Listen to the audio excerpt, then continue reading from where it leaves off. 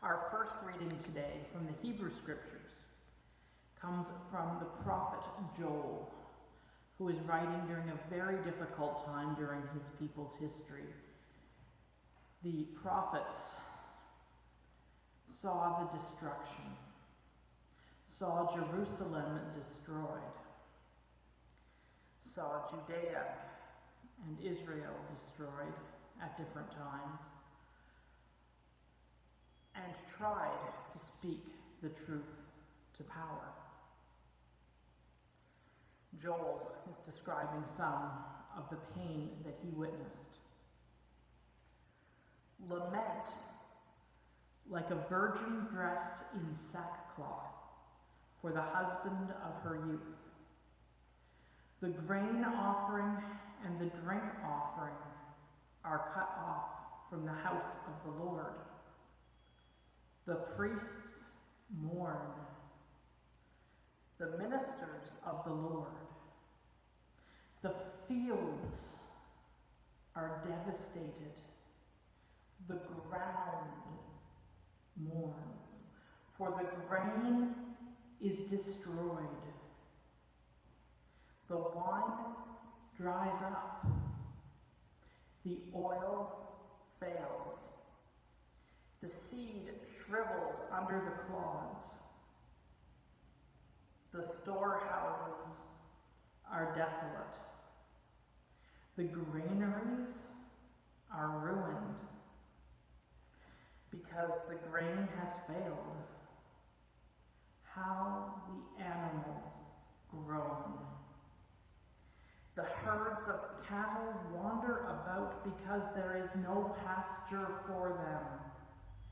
Even the flocks of sheep are dazed. To you, O Lord, I cry, for fire has devoured the pastures of the wilderness, and flames have burned all the trees of the field.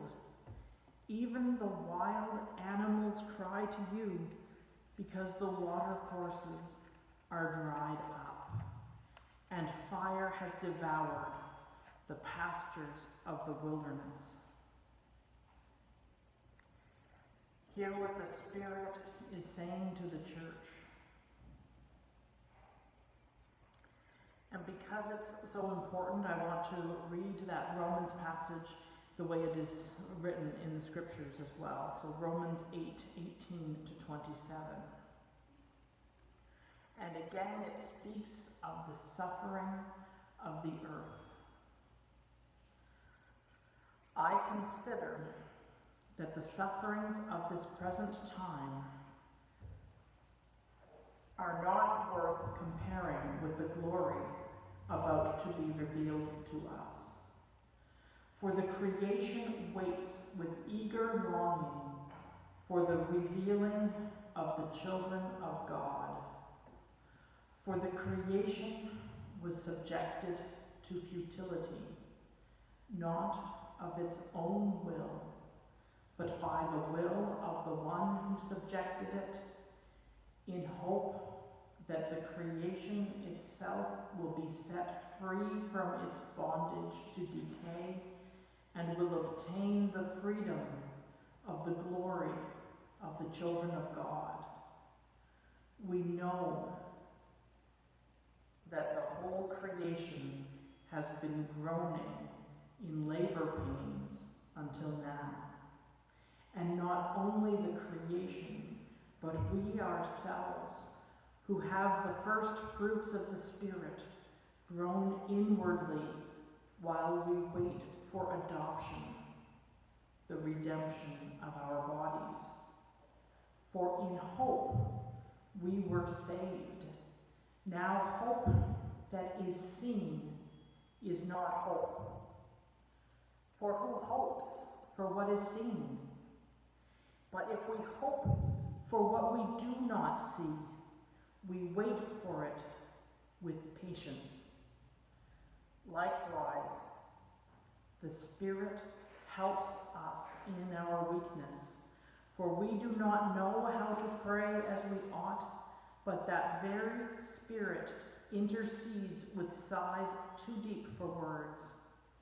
And God, who searches the heart, knows what is the mind of the Spirit, because the Spirit intercedes for the saints according to the will of God.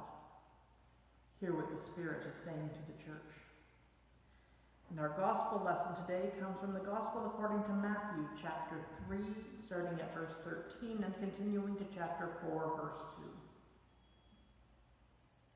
Then Jesus came from Galilee to John at the Jordan to be baptized by him.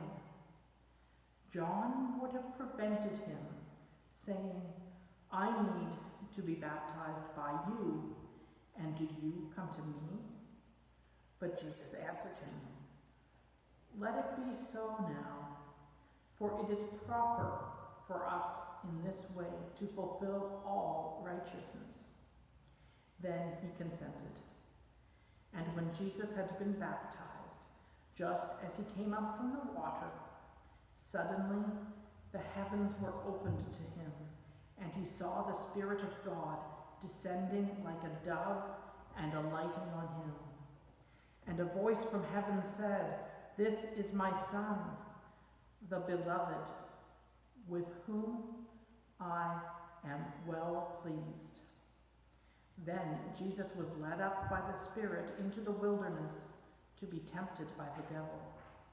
He fasted for 40 days and 40 nights, and afterward he was famished.